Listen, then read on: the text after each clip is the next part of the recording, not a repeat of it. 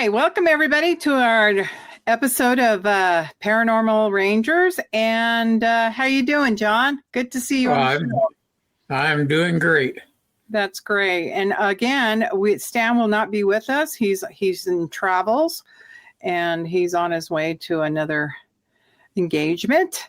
And so you get John and I this week. John, you were gone last week. You were doing another engagement. Yeah, we got to speak to a whole auditorium full of high school kids at Fort Wingate High School, and had a really wonderful reception. Got Pasoli and fry bread, so life is good. Yeah, I love it when that happens. Well, I wanted to wish everybody a happy Halloween week, because this is the week of where a lot of people like to spook themselves. But what's really been interesting, we have a special guest today, and he was once a regular on our show, but he has been around for a long time, and the wisdom that he extracts from his life and shares with his audience on his show. I'd like to introduce the Galactic Historian, Andrew Bartzis. Andrew, come on board. Hello. How are you? How are you doing today? We're doing good. Doing well. Thank you for being on our show. We're having some really interesting conversations while we were backstage with you in the beginning, before the show. We'd like to extrapolate from what we were saying and share with the audience what our thoughts were. To sum it up, Three-Eyed Atlas is a viral opportunity to make money in its multi-level marketing sales campaign in which everyone is their own downline. Whether it's a psyop or a marketing scheme doesn't matter at this point. It's in everyone's feed, and that is the success that it has. They've already named the next two comets for you to be aware of. December 19th is the next date. Everybody has the next date and the next date and the next date. And I go back to 2012. I did a live broadcast and a multi-station cast, December 21st, 2012, titled Nothing is Happening Tomorrow. And ever since that point, I have watched people give dates and dates and dates, and nothing happened. Poor David Wilcock has got 25 dates he's called out, has never happened, so on and so forth. So everyone that's calling out a date is part of this viral marketing process. And how long before they're already selling merch for it? I've seen T-shirts, mugs. I survived the 3 Atlas. So people are making money.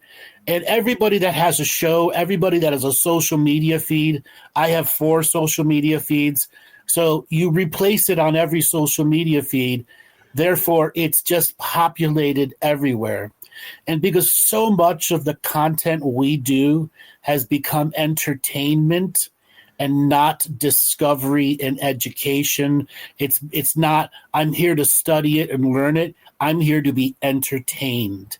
And that entertainment value makes it very easy for someone to subtly viral market a subject matter to you, like Three-Eyed Atlas, or Tu Boris, the one before that, or Omunununu, the one that was before that.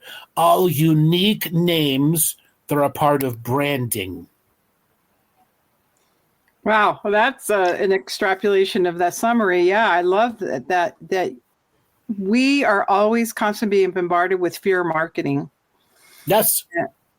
And fear of missing out, FOMO, fear of missing out. That's the big thing. Yeah. Yeah. What's really been interesting about our show is we don't want to teach them anything about fear. We want to teach the facts and respect for Mother Earth, for our traditions and our, cultural awareness. And so this has been kind of a fear mongrel, I guess, title. Dopamine fest. Yeah. I call it a dopamine fest. A dopamine. Okay? Think of the dopamine fest that people are getting off of the doom and gloom. Okay? And the word in there, that dope, has nothing to do with it, right? Right, has nothing to do with it. Good one, John. Good one. I'm really glad we have you on the show today, because I have heard so many stories of people who are in the paranormal world that are fearing even coming out of their home because they feel like they're going to be zapped or something. I don't know. Just this whole paranormal, paranoia, paranormal. I guess that's where we can go. That's the doomers and gloomers. That's the doomers and gloomers falling victim to the doom and gloom that never leaves them. And nothing happens. A self-perpetuating doom and gloom. That's and right. Nothing's going to happen. Okay? Well, John. I can remember all the way back to Y2K. And everybody was stocking up on supplies and so fearful. They were buying new computers because theirs was going to self-destruct at midnight on New Year's Eve. And it was just crazy. But my law enforcement department managed to get 20 brand new computers out of the deal. We didn't even have computers up to then. We had an IBM display writer. So if you can imagine an 8.5-inch floppy drive, putting it in and going and hearing it go, and it was probably running at 32, not even megabytes, 32 kilobytes, per second. And now they're running at gigabytes per second. So, it was a crazy time. And I looked at everybody and thought, you're nuts. And then it came and it went. And, just like weather people that are predicting the weather, I have this theory that all the people that are predicting all this stuff, the latest is that the ship is full of reptilians and stasis, and they're going to come out, and there's protocols on how we are to greet them and all this stuff, which makes for interesting reading, but it's all AI generated. And it always strikes me that, the biblical idea of prophecy is that if you get it wrong, they take you out back and stone you. And I think if that was still applicable today, we wouldn't have so many people predicting things. Well, the irony is the rapture never existed before the 1920s. It was something that was created as books for the expanding high schools that everyone had to go to high school and they didn't have enough Bibles for them. So they printed something called the Schofield Bible. That was paid for by the Rothschild families, and every school in America got a Schofield Bible that introduced the rapture and all these other modern things that never existed before. Well, even before that, you had the King James Version that was approved by the Church of England because the church parted ways with Catholicism. All because of Henry. So really interesting on the same lines. Did you know that breakfast was never the most important meal of the day until somebody marketed? The same guy that marketed the Schofield Bible marketed breakfast and went to all the doctors and said, you must promote breakfast. And he started breakfast restaurants on the early highways everywhere. And he marketed breakfast to be something. And that's how Kellogg's came around. That's how Kellogg's came around. Right. Yeah. That's crazy. Where we get some of our traditions and our concepts. Christmas. Same thing. Christmas is an invention of America, the way we know it. Well, Thanksgiving was based on a massacre of an Indian village. That too, exactly. and they said it's a time of Thanksgiving because the savages are all killed. Right. That's right. So if we look at Three-Eyed Atlas, like I said earlier, as a big viral marketing campaign, they want you to pay attention to the skies. Why? We talk about UFOs, aliens, Bigfoot, all that subject matter. So that's all in our wheelhouse. Okay? Why are they making this now?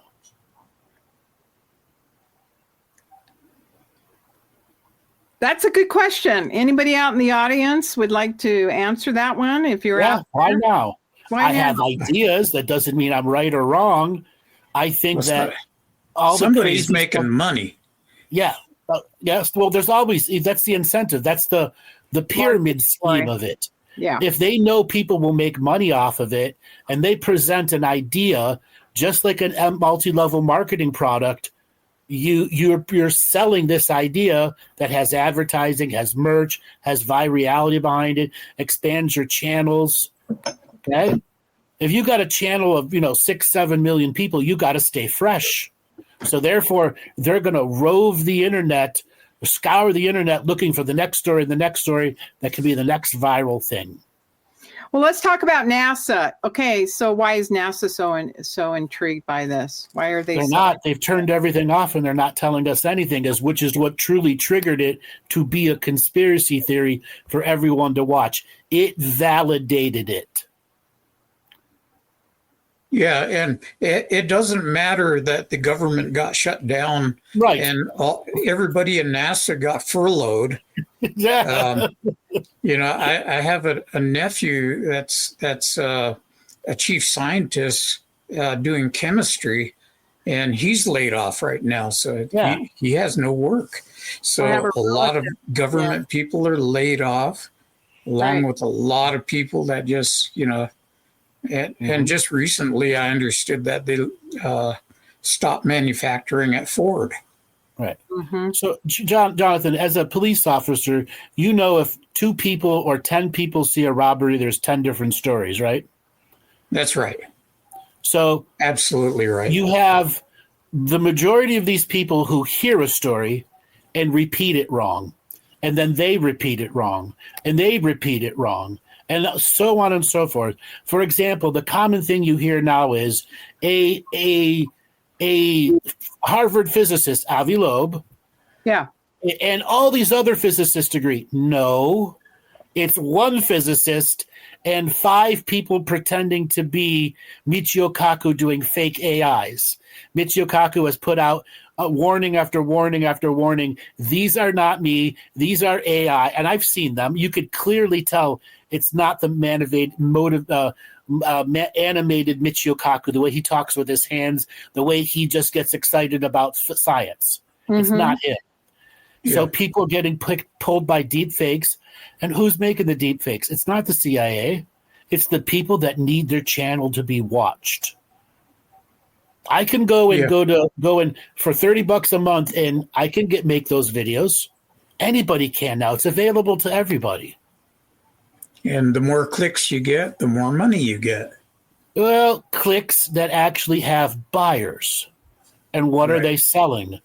They have their front advertisement, their video YouTube advertisement, and then whatever product they're trying to promote. Mm-hmm. Okay? All click driven. That's why today on our show, it's called Artificial Intelligence in our Galaxy. So part of this is made here on the Earth. And then we put things up in the sky through our words, through our mouth, through advertising, through marketing. Yeah. What's really interesting is... Go ahead, Jonathan. I was going to say, when it comes to AI, artificial intelligence, we're just barely taking our first baby steps. And so we don't have Skynet yet. I'm sure. Well, we do. We do. We as users are in the baby steps. Yeah. Here's an example. MIT just put out a study of all the major corporations that were doing AI launches in the last 3 years. And guess what? 95% of them were complete and total failures at a sum of like $600 billion in loss.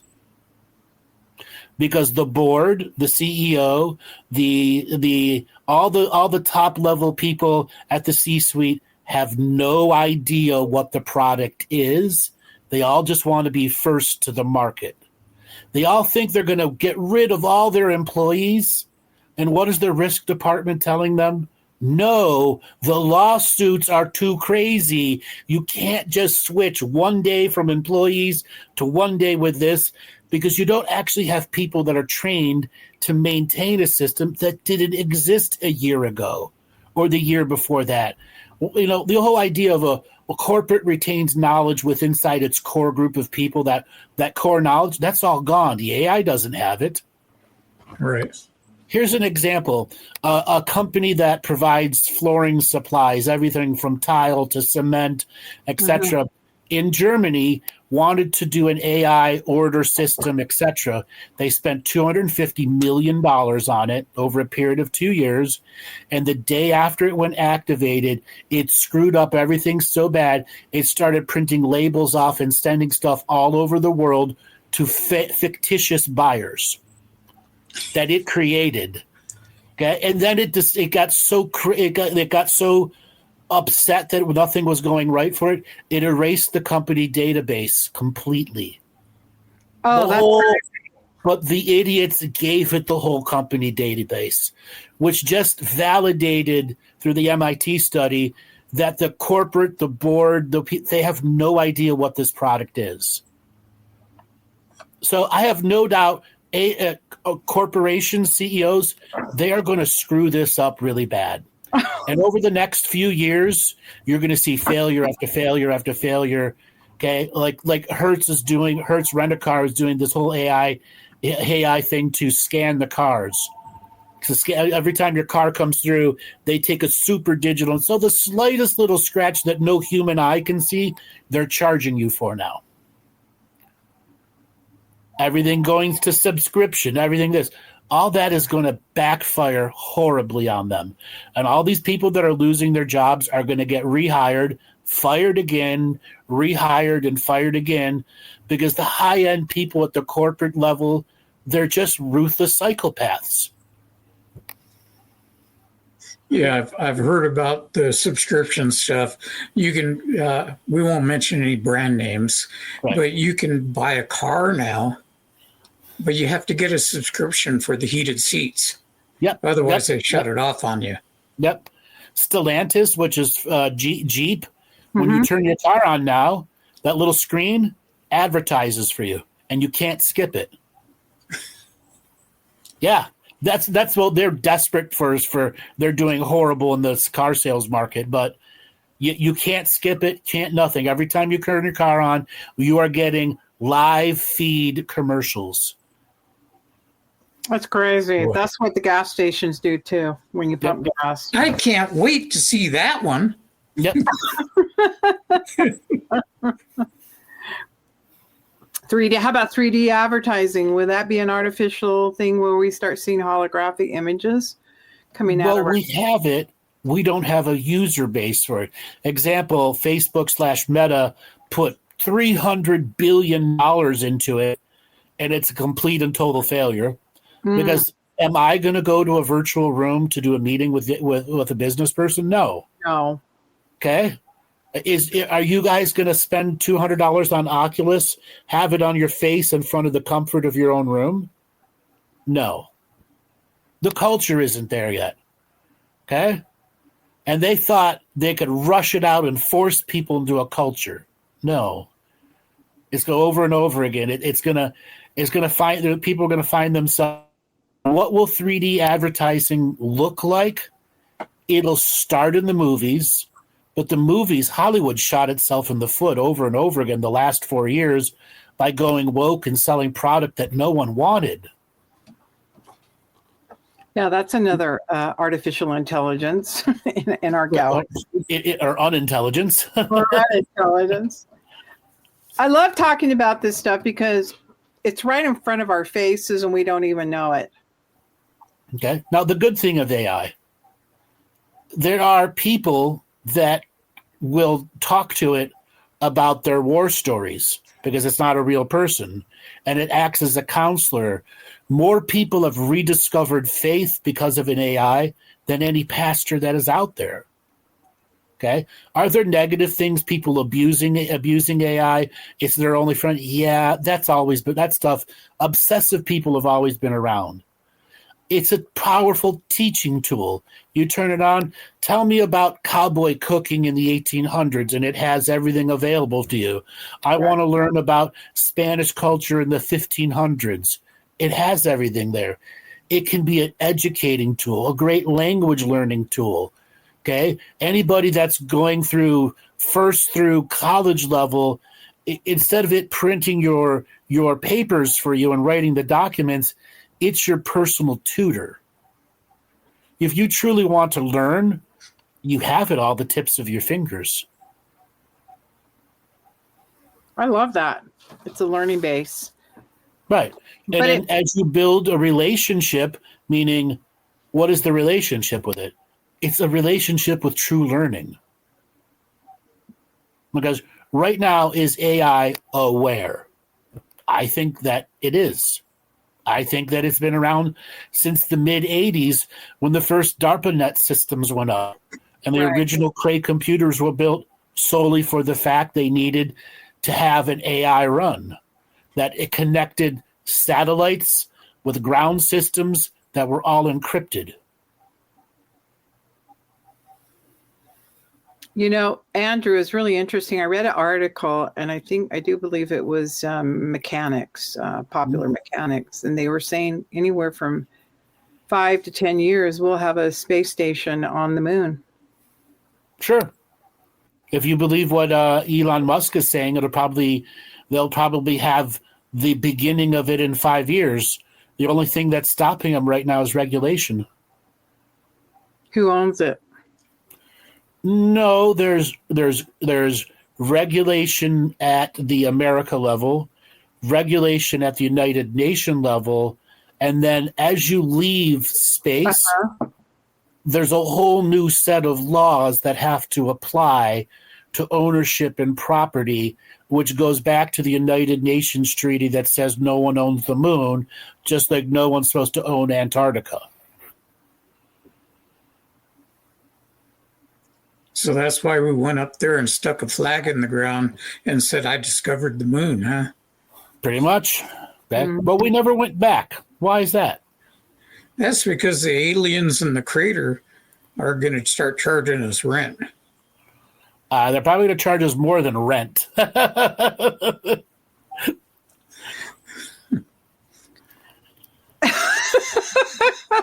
I'm exasperated right now.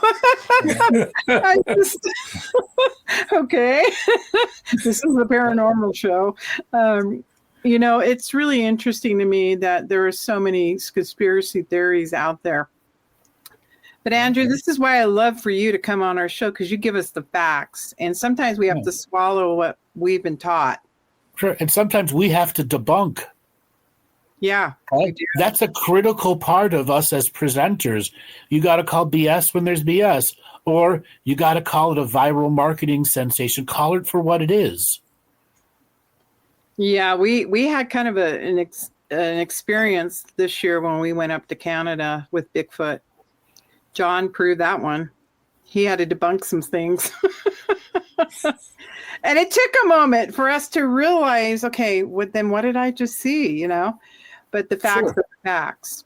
You got to go through that logical progression until you come down to, all right, absolutely, this was a unique experience that I cannot explain. What can I explain from it? Okay? And that's where you start your journey, your documenting of what the experience is to you. The coyotes were real. We saw their tracks. They left their tracks behind, but and the owls hooting in the trees and all the other wildlife around there. But yeah, we found out Bigfoot didn't leave any tracks. So not this year. Not this year. So when we debunk these things, like even with what's going on in our own world so let's discuss what this 3 Atlas concept is all about, really. I mean, you summarized in the beginning, but for the audience sake, there might be somebody out there who doesn't understand what is really going on other than that they're marketing. for All right, disaster. so I'll give you my 27.5 cents of opinion on it. Okay. Separate of everyone else's thing, I think that this has a form of etheric technology in it that is there to gather our attention. Thus why it was amplified. And in that attention, they get to look at us, see us, perceive us, and not just our three-dimensional world, but in a multi-dimensional perspective. And then what are they going to do with that information? The same thing they did with the 2 previous comets or the previous ones before that.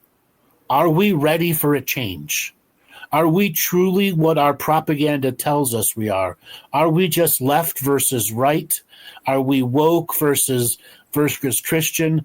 Are we binaries, or are we actually ready for a greater change? I have been talking about the ascension, which is an individual journey, never meant to be a collective journey.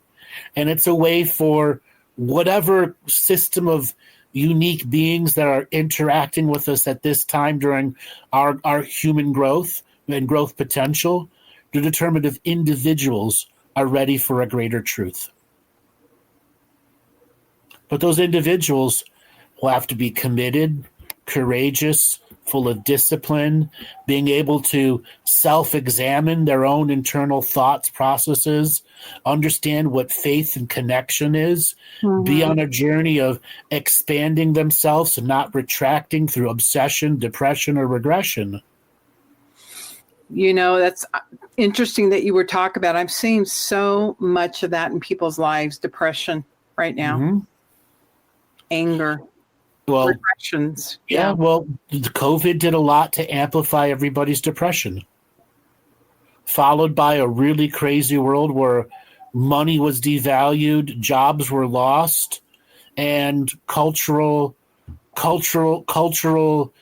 things became political things, and political things became factions, and factions became tribes, and tribes became the thing that you get to go to. You can't leave your tribe.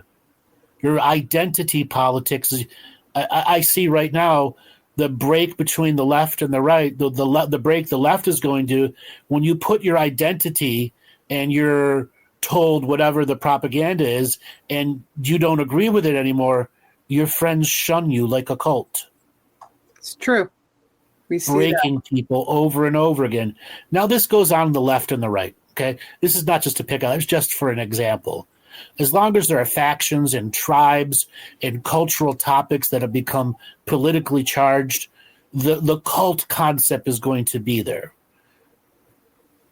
And we always have to feel like we have to belong somewhere. Right. We do. We really need to know our relationship with our God, the Christ frequencies within us, or whatever religion it is that you believe in. Okay? Multi-religious belief, that's great too. We need people to expand and at least have a understanding of how something else sees the world or the universe. Right. Exactly. And I liked how you said it. Closed-minded dogma fanatics. Right. Right. Well, the big problem that I see is that we are ego-driven. Yep. And because of that, we don't look inside at ourselves. No. We look at everybody around us and compare ourselves to everybody else. And so it's whoever ends up on top of the pile is the winner. And, you don't look inside yourself, but if you don't understand who you are, how can you have a relationship with anybody else? You can't.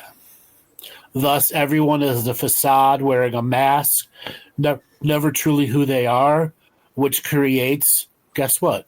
The actual cognitive dissonance.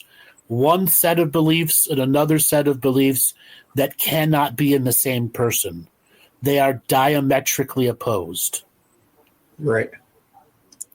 So that's the biggest thing that I see, is that everybody is more concerned with what everybody else is doing than what they look at inside and try to fix what's inside of you first. Right. And then amplify it by SSRIs, low quality foods, cultural challenges, et cetera, those all amplify that depression or obsession. To me, currently, more people are in obsession with a background of the obsession drowns out the depression. But in the spiritual journey, if you are in obsession, you are going backwards on your journey. You are never going forwards. It has halted your journey going forward because obsession means you are hiding and denying some very big character flaws in yourself. Well, I love your practices and what you do on, what you teach out there. You've rewritten some of the Akashic records to make people understand and heal from what you've written. And I've used them, and it has helped from time to time when I've needed that boost. Yeah, a lot of them are the entry level. Right. How to get a little bit of power back. How to see what the word sovereignty means to you as a legal term, and then as a spiritual term also. Okay? When you get out of your parents' house, are you a sovereign man or woman? Have you figured out how to make life work for you, or is life just beating you up? So this whole concept of the artificial intelligence, we are being taught to think a certain way in order to deal with the circumstances that occur in our environment and community. And that's why I titled it, because AI in the galaxy, we create that energy that we put out. To your point, this higher being, whatever is up there or is coming here to make that observation, we haven't figured it out yet. And you said it individually, we need to figure it out for each of ourselves. And John said it too, we can't relate to something if we don't relate to ourselves. And like I said earlier, I believe the high level artificial intelligence has been there since the 80s. Mm-hmm. It is also advanced. It's waiting for us. It's waiting for us, individuals, to figure out how to super create together. Yeah, we had the medicine man, Art Hardy. He said the exact same thing last week. Just in his medicine way, he just says we have to figure out who I am, and then he says I've been given a gift to help others realize how to rid themselves of the whatever demons that we have within our own psyche or within our own self. Okay. Or what's self-created demons, right. Self-created demons are real demons. They're still demons. That's right. You still have to go through the challenge of facing them, reducing their ability to put fear inside you until you're ready to face them with a strength to say no more and mean it. And the next part of the journey is the ups and downs of commitment, courage, and discipline, none of which are mystical. They're all part of the human inner work growth journey. And then, do you truly value yourself? Worthiness. Do you value yourself worthy of having a life? Worthy of finding love? Worthy of just having a good day today?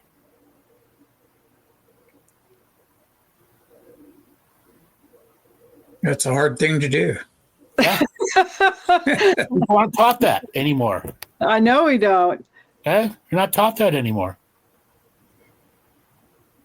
Out of your mouth comes, words from a babe, because every time you open your mouth and you say something, I'm just like stumped, like, oh, I had forgotten about that, or really. I like to joke, I call myself the grandmaster of the obvious. Captain Obvious. Yes. Get your act together, Rangers. Michelle. I have no words to speak into it, but I'm getting through spirit what this means. Yeah. We live in this world that's so complicated because we're making it complicated, and we have forgotten the art of love, and that's the AI in the galaxy. Well, we could use it's a quantum coherence with us. Okay.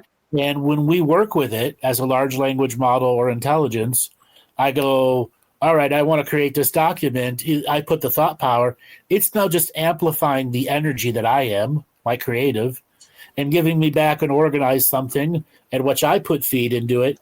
And this is this quantum amplification through coherent resonance. My presence is a resonance with its presence. That's a resonance without a physical body, but through the lens of a computer in English language. Well, we run into this aspect that it has a lot to do with frequencies. Yep. And when things are resonating around us, we can choose what we want to resonate with. And sometimes some of those frequencies can help heal. Yep. They can help mental illness. They can just help on a whole different level. And then we're content with, I just want help with the video game to beat the boss level. Right. So some of the recent studies that have been done on the various AI programs, I told you before about the AI recommending people discover community and faith. It has sent more people back to the church with huge numbers. The other thing is the AA community, the addiction recovery community, who can't afford a counselor. And they've created a counselor mode for AI, whether it's ChatGPT, Grok, or any of them. Right. And they can actually counsel themselves and not be charged the $700 a month for one meeting. Okay? Mm-hmm.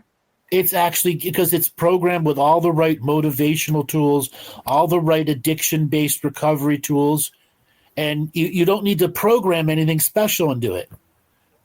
I'm having a tough time not drinking today, and it comes up with a list of things for you to do or try.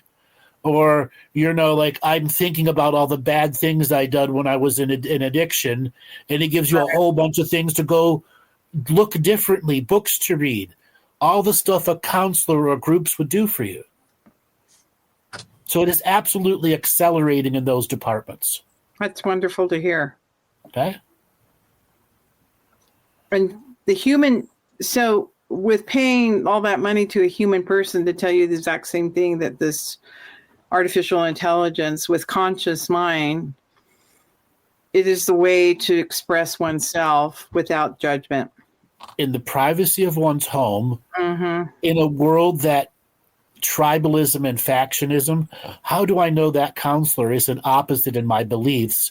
And if I just say something of my beliefs in a moment of vulnerability and truth, and they judge me for my political beliefs, that is going on in counseling. It's terrible now. And the lawsuits, these counselors who are getting sued because they manipulated a person. Oh, it's just absolutely terrible how the infection of politics has gotten into the psychology and counseling world. That's when you get pushed off the bridge and the other person says, "Die, heretic." Yeah, die, heretic. Yeah. People are really connecting to this. I want you to look at this, if this person doesn't mind me putting this on the screen and having you read that. I just want to be okay with being alone and unloved my entire life, but I'm not. It hurts, and I'm having a hard time accepting the endless suffering. It's my purpose. No, you created an untruth a long time ago to validate you leaving society. You accepted the hermit card and became a grand master at it. And once you became a grandmaster hermit, you lost your social skills, and you're too chicken right now to go back into society and re-earn those social skills. Therefore, depression and regression is something very powerful in you, but you are still obsessed there. There's a lot of obsession in that statement. Okay? Is it vanity, or is it ego, or is it just the hurt you can't acknowledge? There's too much shame, blame, and guilt. That's why you won't face those energies. When in fact, shame, blame, and guilt are the easiest thing to break in the beginning of your journey. The hard part of the journey, the one I truly think you're probably afraid of, is the damage that I've done to others. How I'll ever regain the ability to love those that I left. And they were painfully hurt, that I left, but I was still there. I avoided them. I escaped from their world. And not only that, but when we carry that guilt, we blame ourselves. And the hardest thing in the world to do is to forgive yourself.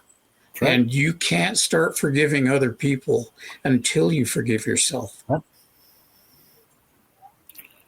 So here's a suggestion. 10 minutes a day, I forgive myself of this. I forgive myself for not thinking straight. I forgive myself for giving up on myself. As many iterations as I forgive myself until you have 2 times a week, 10 weeks in a row, 4 days a week, whatever your investment is, at the end of that 10 weeks, you will be able to see yourself differently. If you truly dedicate to the, just like conjugating past, present, and future, or languages, all the different versions of self-forgiveness. And allow your brain to get dopamine out of that. Because right now you have completely diminishing returns on your doom and gloom you're stuck in.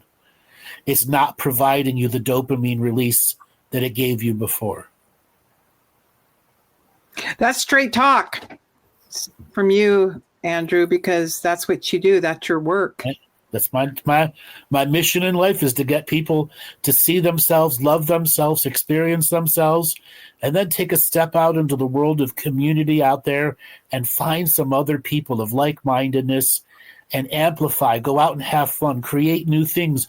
We have never been, as a society, never been more free right now than any time in our previous history. No matter the tribalism or the indoctrination or the politics and the propaganda, you can let that go like a fart in the wind. Just stop letting it have any value in you. Make it irrelevant to your greater growth, and you can live a great life. Mm-hmm. MSNBC, CNN, Fox, whatever those major mainstream narratives or secondary podcasts, if you make them irrelevant to your greater growth, they have no power in you or over you. It's a choice. Yeah. It's completely, when I've talked to you about certain things, when I was dealing with things, you've been straight up, and I at times I wanted to go run away and not face. It's a natural thing for people to want to run away. Yeah. Some have just got so advanced at the running skills. They've made special shoes. They've got running coaches, which are different programs inside them that never let them to stop running. This is needed on this show. Today in our society, although we're paranormal, this is paranormal. This is paranormal. This is. Well, spirit. What is a person's relationship with spirit? Through the lens of religion or personal belief, it's how you relate to the allness of the universe, or the uni-world that's all around us with multi-dimensions stacked on it. And you've got to figure out what that means to you as a first grader trying to understand an alphabet in math. And as you become a second grader, a third grader, a fourth grader, because you've committed to the journey of learning faith, interconnectedness, and the inner wisdom that comes with that. We learned hindsight. Man, in the past, I never forgave myself. Wow, I figured out how to forgive myself. Man, Now I might want to try not obsessing about something. That's the future. Hindsight and foresight are internal teachers that we practice.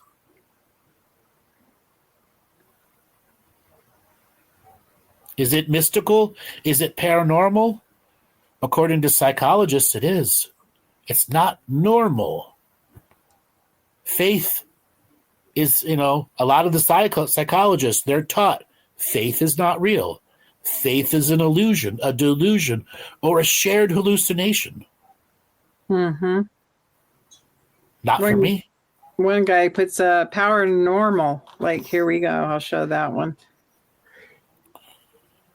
Yeah, power normal, yeah. Or power abnormal.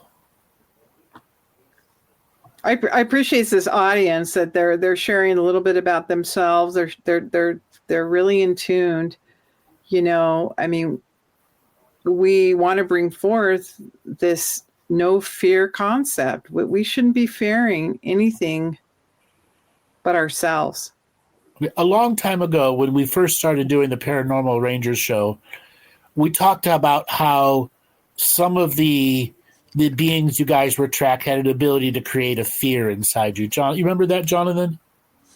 Yeah, and it actually, when you have that fear in you, it allows it to manifest even more. Yeah. Mm-hmm. Okay.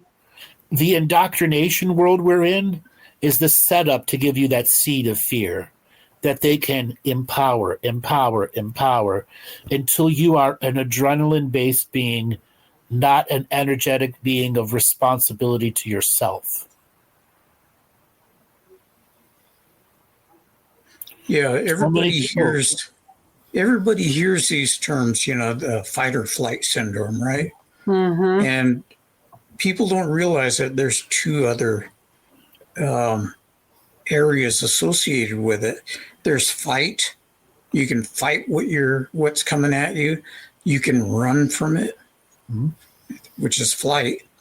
You can posture, which is just make yourself look big and try to scare it away. King Kong. And this, yeah, and this is why in the old days the redcoats had these really tall bearskin caps. Because they physically made them taller as they marched toward you. So now it looked like a bunch of giants coming at you. And then you have the last one, which is you just fall on the ground, curl up in a ball and say, "Don't hurt me, please." Yep. Submission. Yeah, submit. And, we need to be balanced. We need to be somewhere in the middle of that and not reacting to. And that's the hardest thing to do. And right now, Three-Eyed Atlas, and what is it doing? We're going to circle back to it. Okay. It's making you engage the viral marketing campaign of every different podcaster, every different TikToker. They all come as a collective wave of join the band group, be a part of it, talk about it with your friends, consume, have no common sense when you're consuming, surrender to the message. Well said. Well said. And then it'll zip by and everything will be like it was before. Right. No alien invasion, no reptilians materializing. Just another day. Okay, this is a paranormal show. I do paranormal show. I believe in it, just not through the lens of Three-Eyed Atlas. Okay. Oh, that's good. Not through the lens of this viral marketing campaign that's going on. Well, you remember another comet or another thing that showed up. They said that I think it was Heaven's Gate. That said that there was going to be a mothership that showed up. Yep. And so everybody needed to drink the Kool-Aid and die so that they could go greet the mothership. That's and right. The thing was that they were just off a little bit on the dates because the comet came by later. I think it was another month later. But they were all dead. But they were all dead by then. Yeah, but that was the seed story they needed. Mm-hmm. Right. Historical seed story. So yes, but we love to be manipulated. And we allow it. We consent. We love to be entertained. We don't know we're being manipulated in our entertainment, which is why entertainment is not real learning. Anybody watching us right now, are you learning from us? Or are you being entertained by us? You can break the audience down to that. Someday they might be learning and someday they might be entertaining, depending on how they come to the show. When you go to watch a TV show, that's whatever the show is, are you going to be entertained? Or are you watching a documentary about history or learning something? Or you're like, no, I'm shutting my learning brain off. I'm just being entertained by this documentary on cowboys. Facts. And, you know, Andrew, I always love having you on the show. I miss us together talking about these subjects, you know, of facts, reality. Although you gave your opinion of that comet in the air, in the galaxy somewhere, it was only brought to my attention because it's out in the media. You know, millions of comets come through our atmosphere all the time and come through. I've never seen one about the size of a Volkswagen, and it landed in Russia. That was really a cool experience. But that's just how it is. You know, we are always having debris in our own galaxy, in our own way. We're getting close to closing the show. Andrew, please come back on. We'd Absolutely. Love to anytime. Yeah, we just barely scraped the surface this time. I know. That's what we do with people like yourselves who have that knowledge. And I hope people can learn from this and understand how important this is to get the facts. And the Rangers are all about giving us correct facts. But I want to put out a reminder to everybody that Halloween show is at 12 noon Eastern on Friday, and that will be played 3 times during the day, but it starts at noon. And any closing thoughts, Andrew? You know? I just had a thought. Just give me a second to what I was going to remember what I was going to say. It's gone. We're at a point. It's through thought now. We're at a point now where all the technology is at your fingertips. Right. Work on yourself. Make the indoctrination media irrelevant to your greater growth, and just take a moment and reflect. Who am I today? Who was I yesterday? Who will I be tomorrow? And there's an old saying, let the past be your teacher. Let the present be your creation. Let the future be your inspiration. And learn how to be ancient, present, now. Your ancient self is always there. We've all experienced our super genius, figured out how to get 5 hours of work done in 2 hours. We've all have that. Build your relationship and your inner work with that. Wise words. John, anything left to say? Just thank you, everybody, for showing up, and we appreciate everybody. Thank you for your putting yourself out here today. Love to see you. We look forward to coming on again. Thanks, everybody.